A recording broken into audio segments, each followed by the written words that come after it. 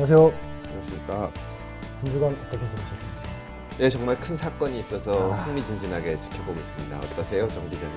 저희는 물 먹은 입장이라서 매일 너무 힘듭니다. 전대미문에 물을 먹었죠. 앞으로 한 9월까지 계속 물 먹을 것 같아서 괴롭습니다. 제가 기자 생활하는 동안에는 회복하지 못할 것 같아요. 잊지 못할 만한 물이죠. 네. 그렇죠. 헌정사상 전대미문에 가장 초유의 리스트 사태가 터져가지고 아직도 많이 남아있다는 거. 아직도 많이 남아있죠. 네, 계속 물을 먹고 아침마다 좋으시겠네요. 정신이 번쩍번쩍 들고. 물배가 터질 것 같습니다. 그래서 저희가 이번 성완종 리스트 얘기를 하지 않을 수 없을 것 같아서 이번 주에는 성완종 리스트를 선정해서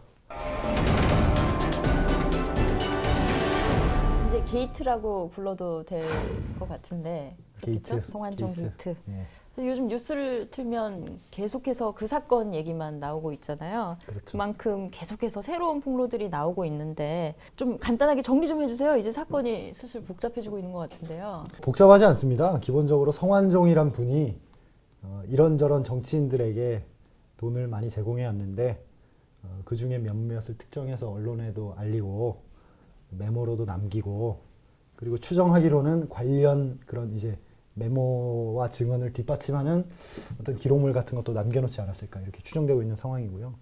검찰이 수사를 해서 그런 증거들을 찾게 되면 무시무시한 일이 벌어질 수도 있을 것 같습니다. 네, 이번 사건의 특징이 보통은 지난번에 우리가 얘기했지만 이제 검찰이 살아있는 권력은 못 건드린다. 이게 이제 권력이 힘을 잃었을 때 그 이제 이런 제보들도 나오고 하는데 어떻게 보면 가장 강력한 실세들이 나온 거죠. 그런 걸 물을 먹다니 참. 제가 보기에 그 추가 자료가 있습니다. 그래요? 경향신문이 갖고 있어요. 패배주의적인 거 우리 아니에요? 큰일 났어요. 아니 왜냐면 10일자에 경향신문이 보도한 걸 보면 거기 성완종 회장의 그 동선이 나와 있어요. 예. 표로. 예. 거기에 보면 본인들과 통화한 이후에 직원과 통화해서 예. 검찰 수사 기록을 챙겨놔라고 말했다라는 내용이 있거든요. 예. 그거는 경향신문 기자가 알 수 있는 내용이 아니잖아요. 자기랑 전화를 끊고 나서 통화한 건데 직원하고 성완종 회장이. 그래서 그걸 토대로 추측해보면 아마 경향신문 기자한테 우리 직원에게 기록을 챙겨 놓으라고 할 테니 가서 받아라. 이런 얘기를 했기 때문에 그런 통화를 했다는 거를 알 수 있지 않나. 뭐 일부 법조 또 권성동 의원 이런 사람들 경향신문 압수수색 하라는 등 왜 한 번에 안 까냐 그러는데 기자들 입장에서 어떻게 생각하세요? 한 번에 까면 안 되죠. 왜냐하면 이번에 김기춘 비서실장 같은 경우도 일단 메모에 있는 날짜가 네. 9월 26일이라고 하니까 자기는 그 날짜 외국에 있었다. 네. 근데 나중에 알고 보니까 조선일보에 보도된 날짜라는 게 밝혀졌잖아요. 네. 이런 식으로 사람이 말이 길어지다 보면 실수를 하게 되고 계속해서 변명 대응을 내놓을 텐데 그걸 뒤집는 증거들이 또 계속 이렇게 나오게 되면 그걸 훨씬 더 왜 신문사가 하나요? 검찰이 해야 될 일 아닌가요? 물론 검찰 못 믿으니까요. 그렇죠. 못 믿으니까요.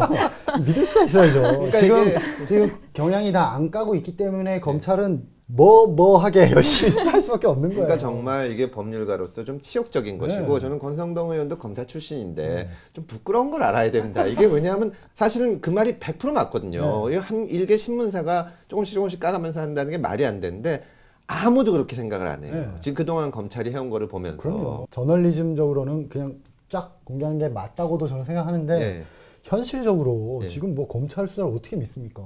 경향이 뭔가를 들고 있다는 것만으로 검찰을 좀 압박하는 그 특검 효과하고 비슷한 거 아니겠어요? 그렇죠. 검찰도 압박하고 피의자라고 그래서 죄송한데 이분들도 상당히 피내사자들도 상당히 그 어렵거든요. 어떻게 대응해야 될지 모르겠죠. 거짓말을 함부로 네. 하기가 어려워지니까. 그러니까요. 왜냐하면 결국에는 가면은 동영상이 있기 전에는 네. 어떤 사람 말이 맞냐 그렇죠. 이렇게 가거든요. 근데 법원에서 이걸 판단할 때 여기서 거짓말하는 놈은 저기서도 거짓말한다 이렇게 가는 겁니다. 그렇죠. 사소한 데서 거짓말. 그래서 그러면 어느 쪽이 믿을만한가를 봐야 되는데 리스트에 오른 사람 중에 누군지 특정하기는 어렵지만 말이 좀 이상하게 나오는 사람들이 있거든요. 그런 분들을 꼬이죠. 스텝이 꼬이고 꼬이죠. 뭐 만난 적이 없다 그러는데 만난 게 밝혀지기도 하고 이러면은 이게 나중에 불리해지는데 그렇죠. 이걸 한 번에 착 까놓으면 이게 공유가 되면 그 다음에 저쪽이 대응하기가 편해지는 그렇죠. 거죠. 예. 이 검사들이 수사할 때도 다 피해자한테 정보 안 주잖아요. 그렇죠. 예. 검찰도 참 어려운 나름대로는 곤혹스러운 입장에 있다고 봐야죠.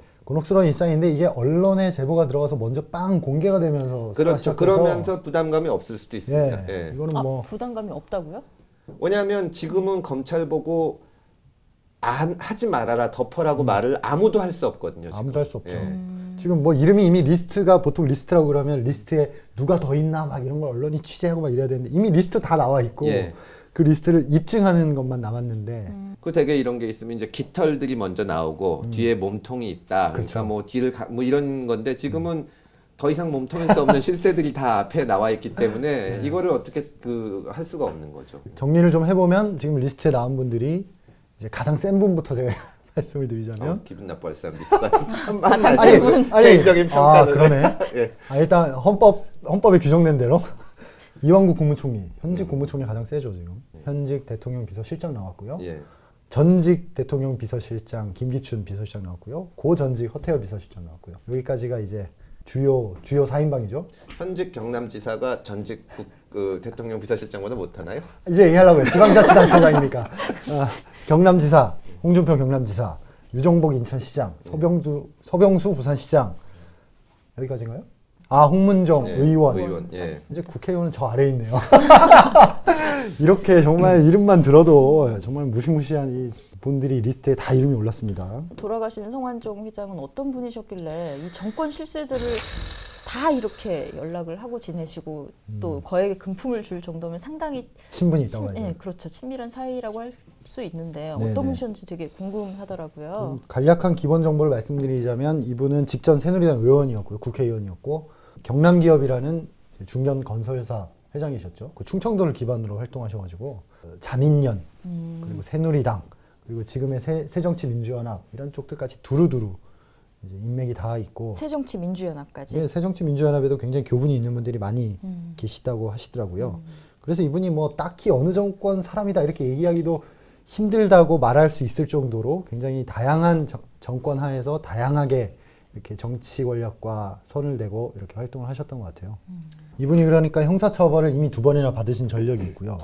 2002년에 자민련에 16억 불법 정치자금 줬다가 유죄 확정 받으셨고 또 횡담도 개발 비리 사건 때도 배임 등의 혐의로 기소돼서 유죄 확정을 받으셨어요. 이 2번 다 참여정부 때 이렇게 2번 다 유죄 확정을 받으셔서 근데 특별 사면을 또 예, 사면 2번 다 한 정권에서 2번이나 예. 받으셔가지고 지금 새누리당에서 이 부분을 또 집중 공격하고 있고 그러니까 지금 뭐 굳이 어느 쪽 유불리를 따지기 어려운 메가톤급 폭탄이 터진 것 같아요.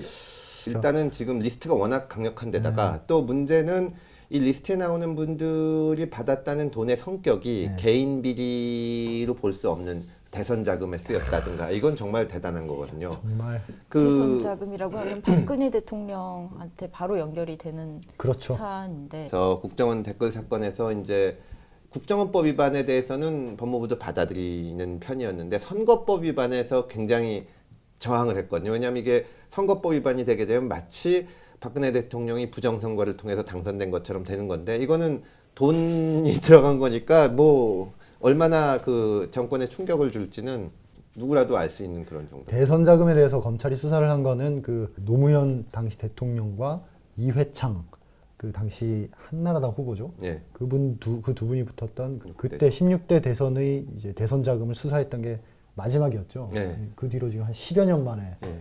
대선 자금 수사판이 열린 겁니다. 이거는 뭐 근데 여기 나오는 인물들이 전부 선거 자금이잖아요. 네. 네. 그 유정복, 서병수, 예. 홍문종 의원 같은 경우도 대선 자금이라는 네. 거죠. 예. 그쵸 선거할 때 불법 선거 자금이라는 거잖아요. 그렇죠. 계좌 처리가 되지 않은. 그렇죠. 그럼 이게 정권의 그 정통성까지 흔드는 사건이 될 수도 있나요? 정치자금법으로 처리가 되면? 그렇죠. 그 탄생하는 과정에서 쓴 돈이 불법적인 돈이라는 그렇죠. 거는 예. 굉장히 치명적이죠. 그 국회의원 같으면 당선 무효 나오지 않나요? 만약에 예를 들어서 홍문정 의원이 받아서 그 대선 자금에 썼다는 이력이 만약에 사실로 밝혀진다면 그러면 성완종 회장만 돈을 냈을 리는 없잖아요. 그렇죠. 그럼 그 저수지를 밝힐 수가 있을 겁니다. 그 돈이 모아지면 그럼 어디서 나왔나 이렇게 하기 시작하면 정말 걷잡을 수 없어지는 걷잡을 수 거죠. 없죠. 예. 제가 여권 실세라면 이렇게 많은 자금을 원조 받았던 인물을 주장이 사실이라면 수사를 받아서 이렇게 다 드러나게끔 노출시키진 않으려고 노력할 것 같은데 너무 음모론적인 시각인가요? 그게 이해가 잘 안 됐습니다. 그러니까 그거는 사실은 그 뭐랄까 아주 나쁜 의미에서 볼 때 능력이 없는 거 아닌가 이번 그렇죠. 정부가 네, 네. 예, 이거를 관리를 못하는 겁니다. 실제로 그 어쨌거나 그래가지고 부정이 드러나서 결과적으로 다행스러운 일이기는 한데 누군가 안에서 이 경남 기업을 친다고 했을 때 이러저러한 문제가 있을 수 있다 이런 걸 예측을 하고 이 리스크를 관리를 해야 되는데 아무도 안 움직이는 거죠. 그건 제가 생각하기에는 MB 때도 좀 그랬거든요. MB 때는 약간 이해관계로 뭉친 것 같아요. 동지적인 관계가 아니라 서로 그러다 보니까 이게 안 움직이는 면이 있었는데 이번 정부는 대통령이 모든 걸 하시기 때문에 그리고 이제 좀 어떤 곤란한 거에는 아예 안 들여보기 때문에 나서서 이렇게 하는 사람이 없는 거죠. 기존의 전통적 시각으로 보면 조금 이해가 안 되죠. 네, 그래서 좀 화살이 엉뚱한 곳으로. MB 때 그 자원외교 비리를 캐가지고 그걸 하겠다는 거고 저도 그때 이 자리에 앉아가지고 그게 성공하면 굉장히 효과를 거둘 거다 이랬는데 엉뚱한 방향으로 한 거거든요. 그러면 이 비리가 밝혀진 거랑 별도로 정말 청와대가 무능하구나. 이걸 칠라 그러면 치던지 전혀 엉뚱한 그러니까 이게 헛발질을 하는 거죠. 예. 참 걱정스럽습니다. 한마디로 팀킬을 하는 상황이 지금 그러니까 현직 총리, 현직 비서실장이 전부 돈 받았다는 의혹을 받고 있는데 대통령은 콜롬비아에 중요한 사정이 있어서 해외 순방 가시고 이게 참 답답하죠. 답답하네요. 예. 예. 자원 외교에 대한 비리 수사였잖아요. 그렇죠. 그런데 왜 성완종 씨가 그러니까 본인이 친박이라고까지 기자회견에서 주장을 하셨는데 정권에서 자기들과 친한 인물을 그럼 내친 건가요? 이게 좀 정리를 해볼 필요가 있는데요. 일단 경남 기업이 건설회사인데 뭐 이번 정권뿐만이 아니라 예전 정권부터 계속 이 자원외교 관련돼서 여러 투자를 해왔어요. 해외 자원 그 개발 사업에 투자를 할 때는 성공불융자라고 이제 실패하면 안 갚아도 되고 성공하면 좀 많이 이자를 쳐서 갚아야 되는 그런 이제 해외 자원 개발을 독려하기 위한 정책적 융자 제도가 있는데 융자를 많이 받은 기업이거든요. 근데 이 기업이 워크아웃도 몇 번 받고 그래가지고 그러니까 정상적 기업이라고 보기 힘든 상태인데 어떻게 정부에서 그 정책적으로 지원하는 자금을 대출받을 수 있었냐 이런 의문이 상식적으로 제기가 예전부터 되었고 그래서 감사원 감사에서도 몇 번 문제 제기가 됐던 걸로 알고 있습니다. 그래서 검찰 입장에서는 자원외교를 수사할 때 첫 번째 타깃으로 경남 기업을 뭐 수사의 논리로 충분히 선택할 수 있었을 것 같긴 해요. 네, 뭐 이정현 의원식으로 생각하면 친박이니까 오히려 더 로비가 안 통해서 봐주지 않고. 근데 이제 그 어떤 경위로 경남 기업을 맨 처음 수사하게 됐는지는 정확하게는 알 수가 없지만 검찰 입장에서는 수사하기가 편한 게 있었을 겁니다. 이게 회사가 죽은 기업. 예, 여러 가지 문제가 많기 때문에 그런 기업들은 막판에 가면 무리를 많이 저지르거든요. 그러다 보면 뭐 횡령, 배임 뭐 이런 것들이 나오니까 그거를 가지고 쪼다 보면 수사가 될 수 있다 그렇게 생각했을 수도 있어요. 지금 쪼다 보면이란 말씀을 하셔서 제가 그 부분을 좀 얘기를 해보고 싶은데 보통 특별수사 같은 거 할 때 이런 식으로 다른 혐의를 잡고 좀 압박을 하거나 근데 이제 그게 그런 식으로 종종 검찰이 하잖아요. 수십 년에 걸쳐서 새로 총장이 될 때마다 그런 거 안 하겠다. 네. 이번 김진태 총장도 아주 명시적으로 그렇죠. 이렇게 외과 수술식 외과 수사. 수술식 서지컬하게 그냥 거기만 도려내겠다고 했는데 성완종 회장이 사실 불법 정치 자금을 본인 말대로 한다면 많이 제공한 거고 정말 부패의 극치를 보였다고 할 수 있지만 또 수사를 받는 입장에서는 되게 억울한 거죠. 자원외교 쪽을 뒤져서 안 나왔으면 그만이지 왜 그 사돈의 팔촌 뭐 가족까지 다 뒤지냐. 그거는 상당히 그 억울해할 만한 지점이기도 합니다. 특검 얘기가 요즘 솔솔 나오고 있고 김무성 대표도 뭐 특검에 대해서 어느 정도 여지를 열어놓으신 것 같은데 일단 특수수사팀 통해서 수사 제대로 할 수 있을까요? 특검이 아니더라도? 특별수사팀이죠. 검찰이 특별수사팀이라는 걸 꾸렸고. 예. 아니 근데 이제 할 수밖에 여기서 없는 상황인 건 맞는 것 같아요. 말하자면 특검이 왜 더 좋다고 생각하세요? 검사 그래서 아무래도 특별해서? 좀 더 쉽게 생각하면 권리가 많을 것 같고 아니, 위에 눈치를 안 봐도 될 것 같고. 일단 검찰이란 조직이 엄밀하게 따지면 행정부의 일개 외청이잖아요. 그렇죠. 그리고 네. 법무부의 외청이고 법무부는 국무총리실 산하고 예. 그죠? 그러니까 이게 일종의 수사 대상들이 지휘선상에 있는 거니까 예. 기자들로 치면은 편집국장, 사장, 편집인 관련돼서 취재를 해야 된다 그러면 후달리잖아요. 그러니까 외부의 독립적인 기관에게 하게 하는 게 이제 이치상으로는 그렇기는 맞죠. 해도 검찰이 수사에 있어서는 가장 전문성이라고 할 수 전문적이라고 할 수 있는데 특검이 꼭 필요한 사건들이 있습니다. 예를 들면 검찰 내부 비리. 그건 할 수가 없어요. 그건 기자들도 서로 봐주잖아요. 안 그런가요? 그죠? 네. 검찰도 그게 있기 때문에 그런 거나 혹은 어떤 수사를 했는데 미진하다거나 그런 경우에 특검이 있으면 좋은데 그러니까 특검은 만드는 데 시간이 많이 걸리고 또 하여튼 현재로서는 검찰도 이게 이만큼 벌어져 있는 상황이기 때문에 검찰 수사가 노력은 열심히 할 겁니다. 그러니까 특별 검사를 이제 띄우는 데까지도 시간이 걸리니까 네. 그 사이에 놀고 있을 수는 없으니까. 그리고 이거는 정말 큰 말하자면 부패 사건인데 그 검찰과 특검이라는 두 개의 몽둥이를 다 쓸 수 있는 찬스인데 왜 굳이 하나를 이거부터 쓰는지 특검을 먼저 하고 검찰을 한다는 건 이상하거든요. 그렇죠, 그렇죠. 검찰에서 한번 수사를 하고 미진할 때 또 하고 이게 점점 더 많은 게 있을 수도 있기 때문에 그럼 그러니까 특검을 안 한다고 화를 낼 게 아니고 이번 특별수사팀을 먼저 발동해서 빨리 수사를 하고 특검도 대비를 그러니까 준비를 해야죠. 예. 대비를 해서 니네가 조금이라도 제대로 안 하면 언제든 특별 검사가 투입될 수 있다. 그럼 너네 개망신 당할 수 있다. 이런 식의 포맷이 낫다는 말씀이시죠? 그렇죠. 근데 지금 어쨌거나 항상 특검 얘기 나오면 항상 새누리당은 검찰 수사를 지켜보자고 했는데 지금은 특검 하자면 한다 이러고 있거든요. 그러니까 언제든지 할 수 있는 겁니다. 특검은. 그러면 수사를 하는 검찰 입장에서도 내가 이거를 하다가 덮으면 뒤에 누군가 또 본다. 이게 두려움이 있기 때문에 그거 자체로 효과가 있는 거죠. 그 수사팀에게 굉장히 힘이 실린다고 봐도 되겠네요. 현재는 그럴 겁니다. 뭐 근데 이제 수사가 어떻게 진행되는지 수사는 건 봐야 되지만 근데 당장 이완구 총리도 총리면 사실 대한민국에서 행정부로서 제일 그렇죠. 대통령 다음이죠. 높은데 이게 보고가 총리라는 식으로 이렇게 계속 가게 될 수밖에 없는데 특별수사팀이 잘 수사를 할 수 있을까요? 그러니까 이거는 저는 이제 특별수사팀이 수사를 잘할 수 있을까라는 질문이 아니라 네. 이완구 씨가 총리직을 유지해야 되느냐는 질문으로 바꿔야 되는 것 같아요. 예를 그렇죠. 들어 네. 사퇴를 안 하더라도 직무 배제 정도는 가야 되는 거죠. 예를 들어 최동욱 검찰총장 때 생각해 보면 네. 검찰총장이 법무부의 감찰을 받는 이유로 바로 사퇴했거든요. 그러니까 그런 현직 신분으로 감찰을 받을 수 없다. 네. 피감찰차가 될 수 없다. 이런 취지였거든요. 근데 지금 이완구 총리는 지금 피의자 신분이라고 봐도 되겠죠? 지금 아직 내사 단계기는 한데 뭐 어쨌거나 근데 목숨을 내놓는 더 큰 걸 던지시는 발언을 하시기도 했는데 참 듣기가 불편한 말씀이고 새누리당에서는 뭐 특검도 받겠다 그리고 뭐 총리부터 수사해라 해서 나름의 의지를 보인 셈인데 현직 총리 신분으로 검찰 수사 받으면 안 되죠. 저도 그건 말이 안 된다. 그러니까 상식적으로 판단해야죠. 이게 뭐 터무니없는 고소를 당해서 그냥 형식상 피의자가 된 게 아니기 때문에 그러니까요. 그리고 지금 나온 얘기들을 보면 그 공여자, 뇌물을 줬다는 사람의 굉장히 구체적인 진술, 시간, 장소, 금액 정도가 나왔고 그렇다면은 이 정도면 압수수색 영장 정도는 받을 수 있지 않을까요? 저는 당연히 받을 수 그쵸? 있을 거라고 생각합니다. 그러니까 그러면 피의자라고 봐야죠. 뭐. 네. 현직 총리에게 압수수색이요? 왜냐하면 지금 나온 걸로 충분히 영장을 이완구 총리에 대해서 받을 수 있는 상황이고 피내사자죠. 어쨌거나 형식상은. 근데 압수수색 영장에 범죄 사실이 들어갈 거 아니에요.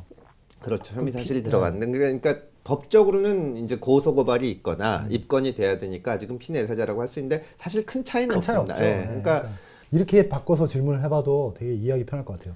청문회 때 이런 의혹이 만약에 불거졌으면 인준 받았을까요? 못 받았죠. 네. 그러면 물러나야 되는 겁니다.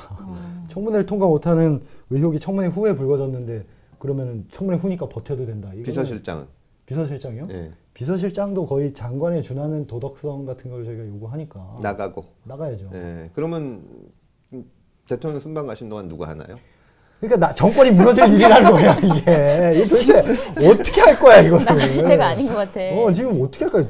콜롬비아 갈 때가 아니에요 지금. 근데 왜 적극적으로 말리지 않죠? 당장 못 가게 해야지.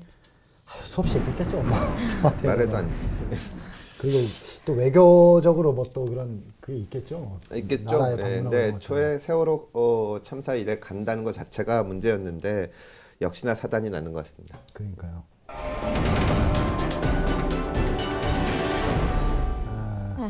우선 수사 대상은 지금 뭐 누가 될까요? 지금 워낙 많은 사람들이 홍준표 지사를 예상하는데 그게 기본적으로는 합리적인 추측이라고 생각이 됩니다. 왜냐하면 결국은 여러 사람 나온 거 이 메모 자체의 신빙성이 높아지려면 한 사람 한 사람 확실한 사람이 나와야 되는데 가장 구체적인 게 지금 현재까지 나와 있는 자료는 드러나 있으니까요. 홍준표 지사 같은 경우에는 이 친박 실세라고 불리는 이 리스트 8인 가운데 그나마 비박에 좀 가까운 분 아닌가요? 그렇죠.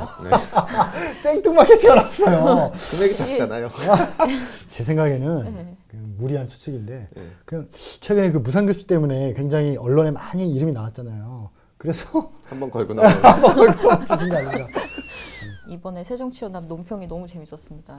유정복 인천시장에 비해서 3분의 1밖에 안 되는 차별적 대우를 받았다면서 차별을 직접 받아보니 선별적 대우를 받아보니 어떠시냐면서 교도소에 가서 무상급식 받지 말라는 얘기를 듣는데 뭐 많은데 하여튼 정말 진짜 이게 이 메모가 전부 사실이라면 진짜 그나마 하나 내세운 게 청렴하다는 거였는데 이번 네, 정권이 그렇죠. 정말 뭐 다 썩은 거죠. 그렇죠. 네.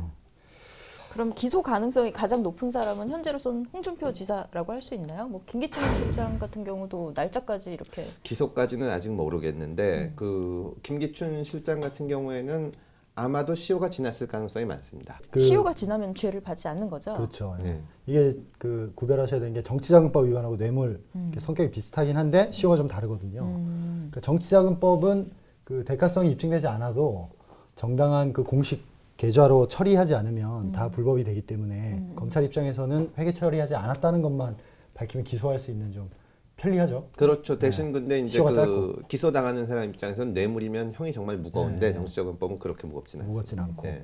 대신에 뇌물은 대가성까지 입증해야 되기 때문에 입증하기 좀 더 어렵지만 형이 굉장히 세죠. 예. 시효도 길고 이게 김기춘 그때 당시 의원이죠. 그분에게 당시 의원이기 때문에 다른 자료가 있기 전에는 뇌물로 볼만하긴 현재로서는 좀 어려울 어렵다. 겁니다. 예. 야당 의원들은 가만히 있어도 이번 사건으로 약간 어부질이 얻는 건가요?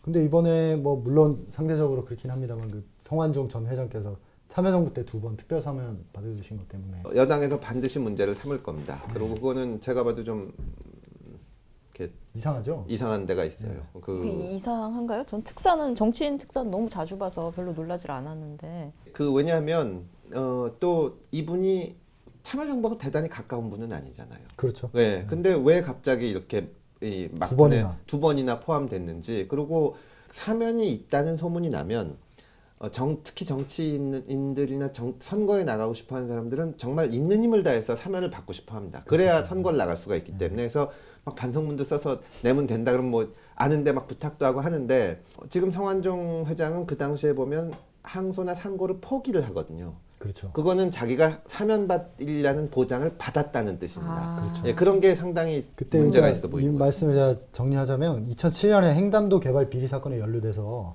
징역 6월에 집행유예 1년을 2심에서 선고받았거든요. 유죄가 확정됐으니까 2심에서 당연히 대법원에 상고를 하지 않겠습니까? 예. 근데 상고를 안 해요.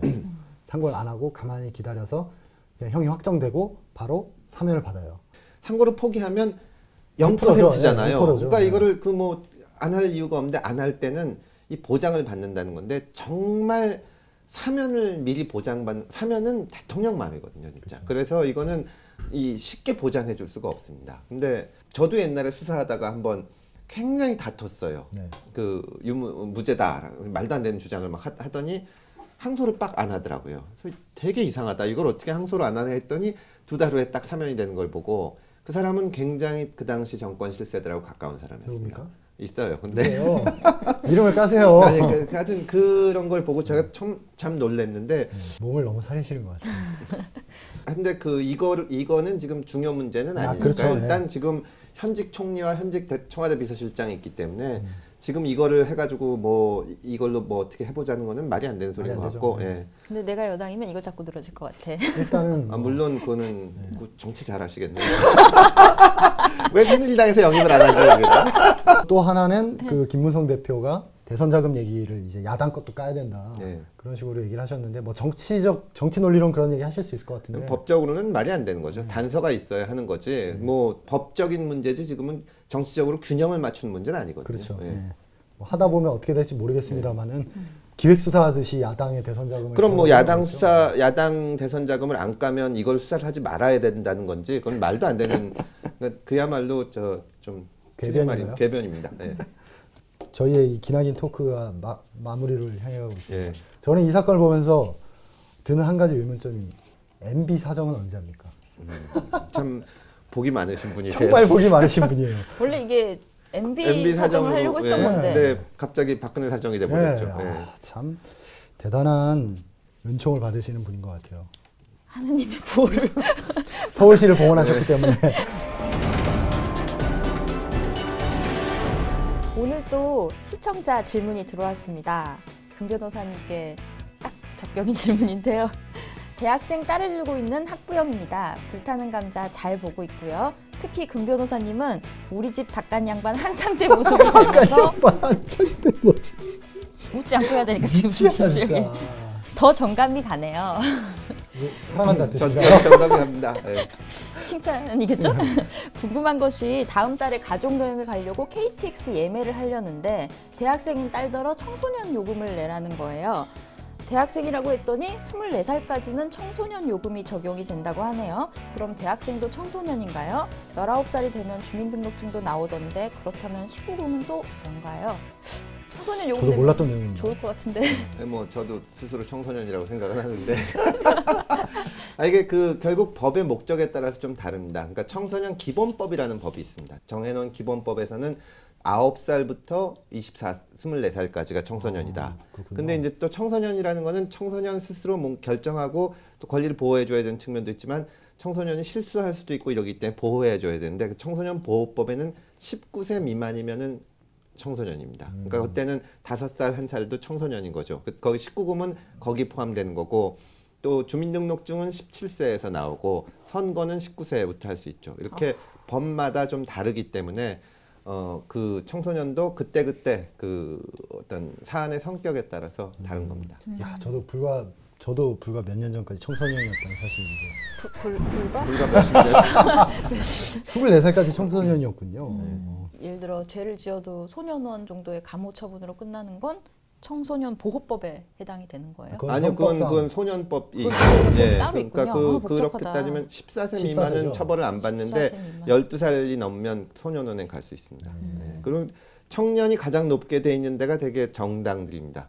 그 청년위원회 위원장 이런 사람들 굉장히 나이 많아요. 그리고 청년 몫으로 한 비례대표도 만 35세까지. 참 네. 청년위원회 위원장이 50몇 살이고 이래가지고 거기면 전 소년이라고 했어요. 프로그램이나 법과 관련해서 궁금하신 내용이나 제보하실 게 있으시면 포테이토 온파이어 한이.co.kr로 메일을 보내주십시오. 정말 골뱅이. 다들 아실 거예요. 포테이토 온 파이어, 불 위의 감자 뭐 이런 뜻인 것 같은데. 아무튼 다음 시간에 저희 더 뜨거운 법 이야기로 찾아뵙도록 하겠습니다. 감사합니다. 감사합니다.